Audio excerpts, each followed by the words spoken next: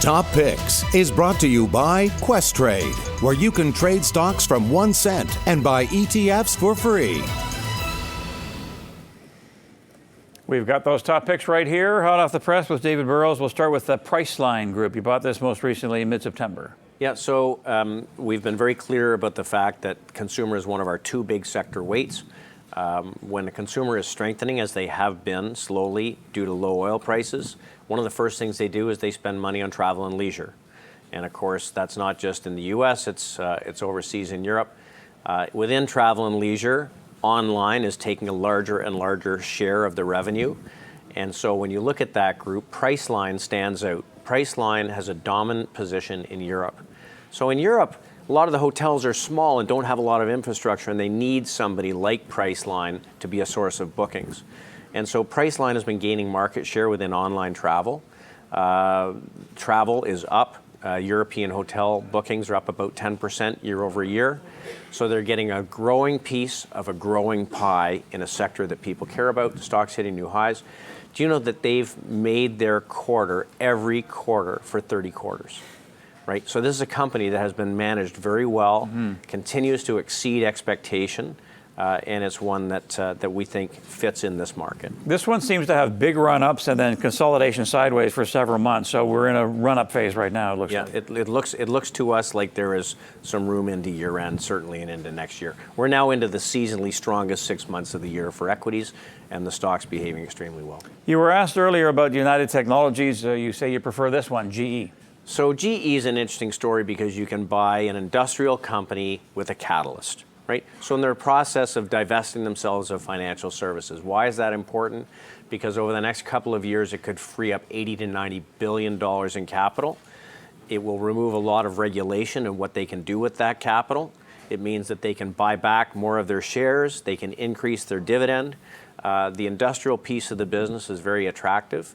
And when you look at it technically, here we are making a new high, breaking above all the previous trading. So you've got technically sound, a leading stock in a group that's showing some improvement. I think it's very attractive, and you're likely to get very good dividend growth from this going forward. And you think Mr. Elmott should be able to, or should be allowed to continue in his role? He's been there 13, 14 years now. I think he's doing a pretty good job. Yeah? Okay.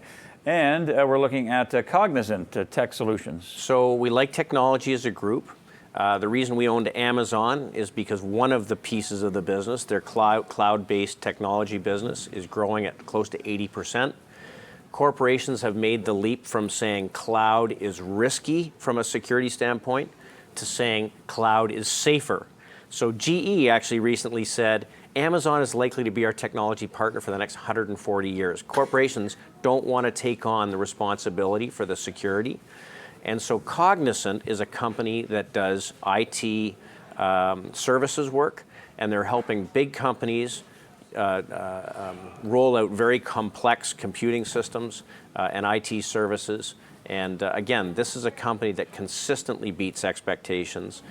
So they're in the services part of technology and has a growing piece of the pie. They've grown at 25% a year for the last 5 years. It's likely to continue to grow at 25% a year. Have you held this off and on for a long time, or is this? We've owned this a number of times, okay. But we own CDW, which is also tech services.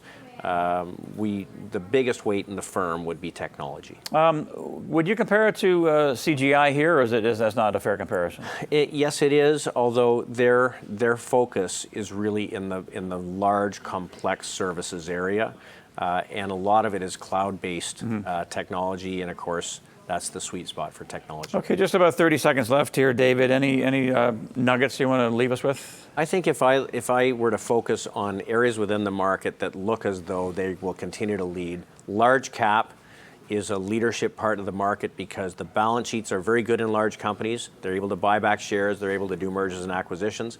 That's not going to stop. And then the developed consumer-led economies seem to be performing the best from a price perspective, and we would continue to focus in those areas. Okay, thanks for your insight as always, David. Good to see you. Thanks for having me. David Burrows from Barometer, thanks for being with us. Join us later in the day. Right now, stay tuned for Catherine Murray and Business Day.